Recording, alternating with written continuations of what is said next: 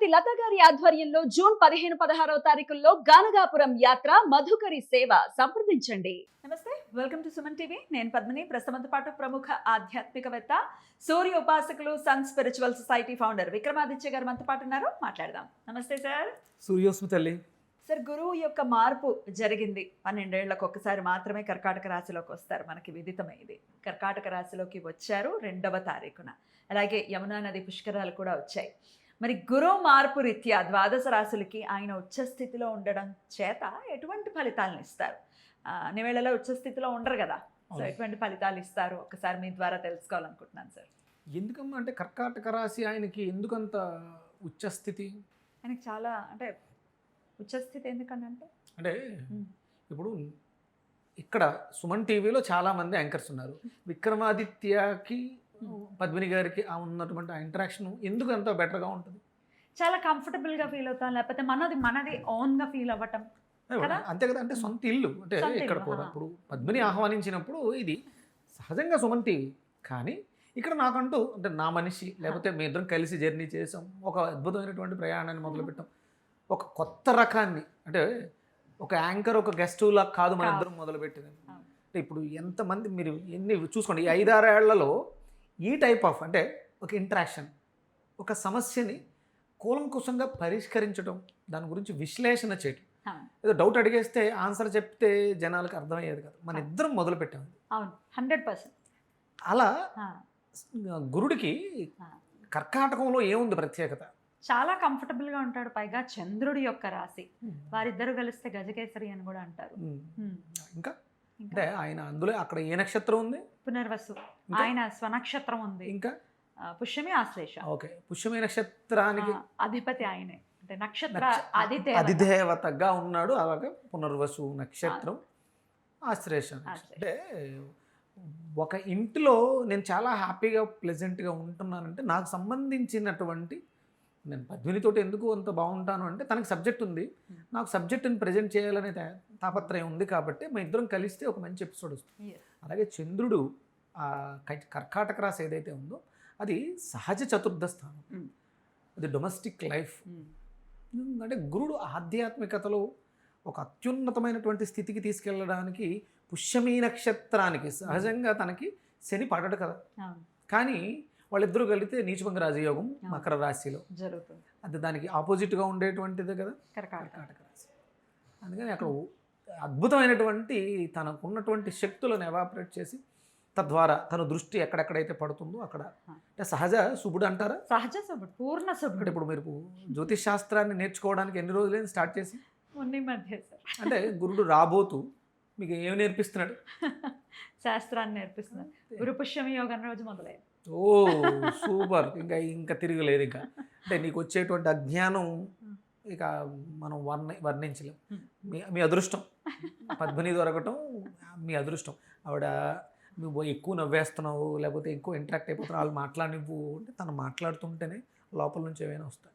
అది సహజంగా తనకున్నటువంటి తృష్ణ. శాస్త్రమే. మంచి తల్లి. ఏం చెప్పించేద్దాం అనుకుంటున్నాం? గురువు కదా, మరి మళ్ళీ ఇటువంటి కాంబినేషన్ ఎప్పుడు వస్తుంది అసలు? ఒక్కసారి ఆలోచించు. ఎన్ని సంవత్సరాలు అంటే 12 సంవత్సరాలకు ఒకసారి పుష్కరాలు వస్తాయి, కానీ ఈ జ్యేష్ఠం అధిక జ్యేష్ఠం రాదుగా. ఈ కాంబినేషన్ మళ్ళీ కుదరాలంటే ఒక్కొక్కసారి వాళ్ళు పెడుతుంటారు 122 సంవత్సరాలకు ఒకసారి, 200 ఒకసారి. అలా చూసుకున్నా కూడా మనం చూడలేము. ఈ జన్మకు చూడలేకపోవచ్చు, కరెక్ట్. కానీ ఈ జన్మలో ఇప్పుడు చేసుకుంటే ఈ పుణ్యాన్ని పట్టుకెళ్ళిపోవచ్చు, ఎక్కడికి వెళ్ళినా పట్టుకెళ్ళిపోవచ్చు అవకాశం. అందుకని ఏంటంటే సంవత్సరం పాటు ఆయన అతిచారంలో ఉన్నారు కదా, అటు ఇటు తిరుగుతూ కర్కాటకం నుంచి మళ్ళీ మిథునానికి వెళ్ళి కర్కాటకానికి. ఈ ఆటలో అద్భుతమైనటువంటి ఫలితాలు మారుద్దాం. బాగుంది, చాలా మార్పు వస్తుంది జనాల్లో. ఆధ్యాత్మిక చింతనకి ఇది అద్భుతమైనటువంటి సమయం. ఈ సంవత్సరం శ్రద్ధగా భక్తి శ్రద్ధలతో చేస్తే ఈ పుణ్యం ఏదైతే ఉందో మనకి జన్మజన్మలాగా చేస్తుంది. బ్యూటిఫుల్.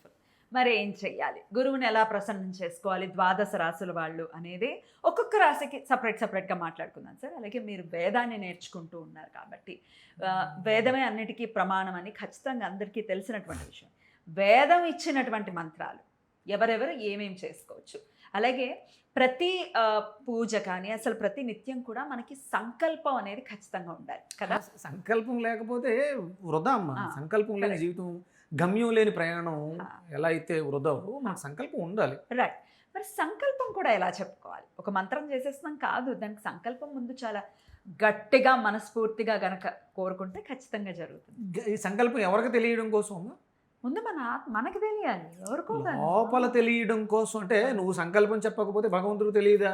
కాదు. భగవంతుడికి అంతా తెలుసు, సర్వాంతర్యామి. కానీ అది నీ లోపల నాటుకుపోవాలి. ఎగ్జాక్ట్. చేసేది నేను, ఫలితం కావాల్సింది నాకు. Right. అది శివుడికి చెప్తున్నావు అంటే నీలో ఆత్మకారకుడికి నువ్వు తింగరేసాలు ఎగు.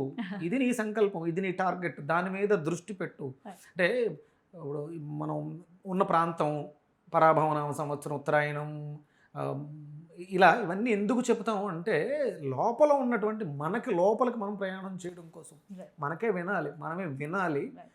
మన దృష్టి దాని మీద కేంద్రీకృతం అవ్వడం కోసం ప్రతిరోజు ఎవరైతే ఆ సంకల్పాన్ని చెప్పుకుంటారో అద్భుతాలు చూస్తారు. రైట్. ఎలా చెప్పుకోవాలి అనేది కూడా వీడియోలో ఏ రాశి వాళ్ళు ఎలాగ ఏ మంత్రం చదువుకోవాలి, ఎలా సంకల్పం చెప్పుకొని చదువుకోవాలి అనేది వివరంగా మనం అందిద్దాం సార్. మరి మొదలు పెడదామా? తప్పకుండా తెలియదు. రైట్. మరి వృషభ రాశి వారికి గురువు ఎటువంటి ఫలితాలు ఇవ్వబోతున్నారు సార్?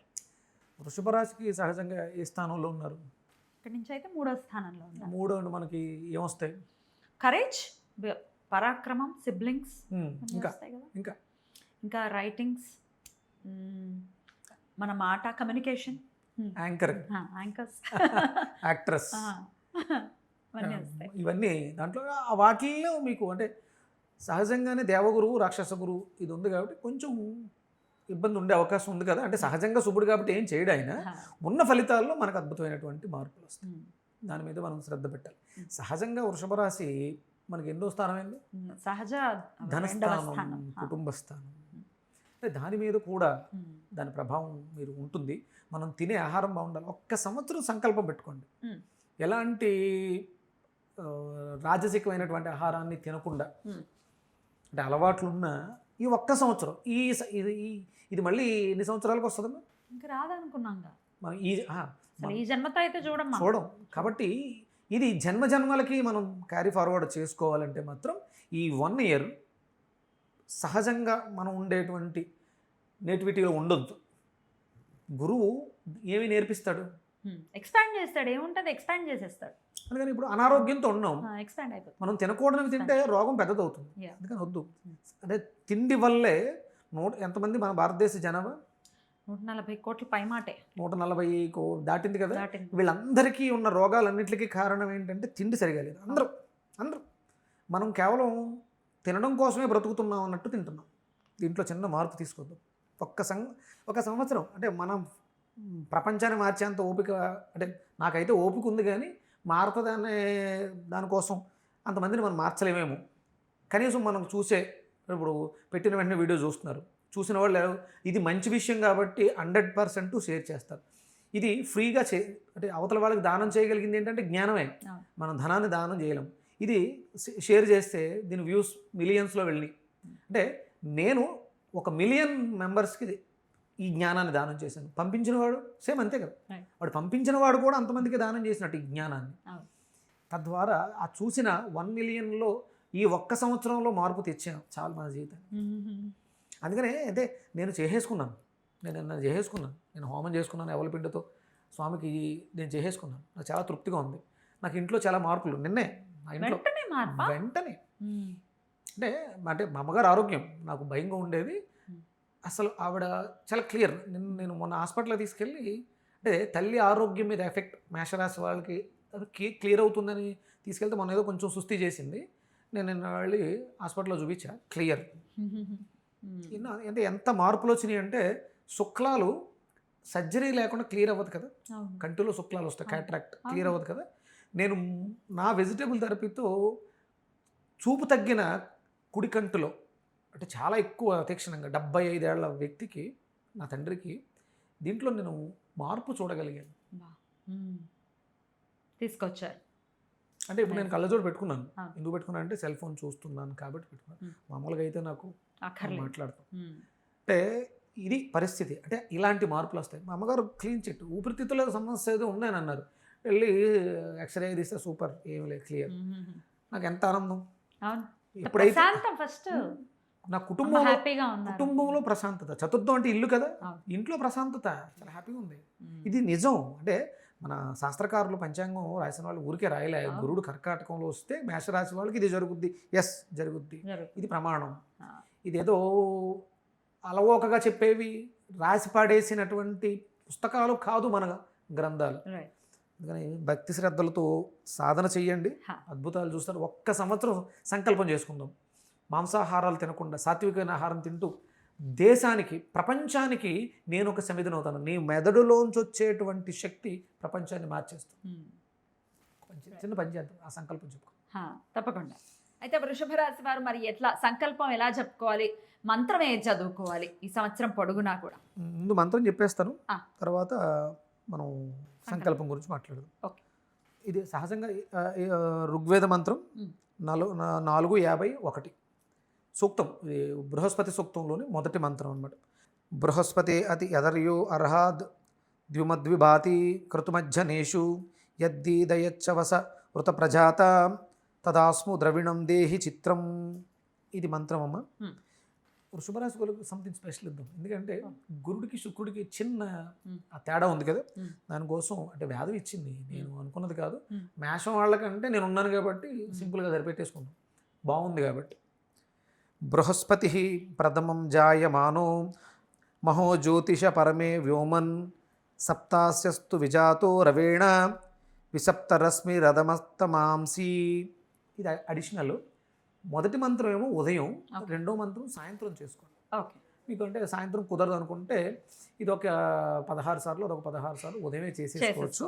దాంతోపాటు ఓం గ్రాం గ్రీం గ్రోం ఐం సహ బృహస్పతే నమః, ఓం గ్రాం గ్రీం గ్రోం ఐం సహ బృహస్పతే నమః, ఈ బీజాక్షర మంత్రాన్ని యథాశక్తి 108 మీరు చేయగలిగితే మీరు ఆ కమ్యూనికేషన్ రంగంలో బాగా అభివృద్ధి చెందాలి, యాంకర్లుగా బాగుండాలి. మాట కమ్యూనికేషన్ అసలు ఎవరితో అయినా మన మాట బాగుండాలి. 100% నోరు మంచిదైతే ఊరు మంచిది. సో డెఫినెట్గా మాట బాగుండాలి అనుకునే ఉండాలి కూడా. ఇప్పుడు వృషభ రాశి వారికి ఆ పాయింట్ మీదే ఉంటుంది కాబట్టి సో ఇది చేసుకోవచ్చు. సంకల్పం ఎలా చెప్తారు? సంకల్పం ద్వితీయ స్థానంలో ఉన్నటువంటి శుక్రుడు గురుడు అనుగ్రహ స్థిత్యర్థం, జ్ఞాన ప్రకాశ స్థిత్యర్థం, అజ్ఞాన నివృత్తి వాక్సిద్ధి స్థిత్యర్థం బృహస్పతి మంత్ర జపం కరిష్యే. చూసారా, వాక్సిద్ధి అని అంటున్నారు. ఇప్పుడు కమ్యూనికేషన్ అంటూనే ఉన్నాం కదా అమ్మా. ఇప్పుడు ఈ మంత్రంలో ఏదైతే రాసుందో అది నీకు సిద్ధి, జ్ఞానము. ఇందాక మనం అద్భుతమైనటువంటి వర్డ్ ఏంటది? ధార్మిక ఐశ్వర్యం. ఇందాక ధార్మిక ఐశ్వర్యం అన్నారు. ఇంకా అది అసలు దాన్ని ఎవరన్నా కొల్లగొట్టగలరా, దాన్ని ఎవరన్నా సంపాదించగలరా అంటే ఎవరికి వాడే సంపాదించగలరు. చాలా మంది సంపదలు ఉన్నవాళ్ళు ఉన్నారు, కానీ ధార్మిక సంపద ఉన్నవాడు శ్రేష్ఠుడిగా ఉండిపోతాడు. ఖచ్చితంగా. ఇది మన హిందూ ధర్మశాస్త్రంలో మాత్రమే ఉంది, ఇంకెక్కడ లేదు ధార్మిక వృద్ధి అనేది. ఈ సంకల్పం చెప్పుకుని ఆ తర్వాత ఆ రెండు మంత్రాలని 16 సార్లు చదువుకోవాలి. అద్భుతం సార్, చాలా చక్కగా తెలియజేశారు. ఇక నెక్స్ట్ వీడియోలో మిథున రాశి గురించి తెలుసుకుందాం. Thank you sir. నమస్తే. సూర్యోస్మిత.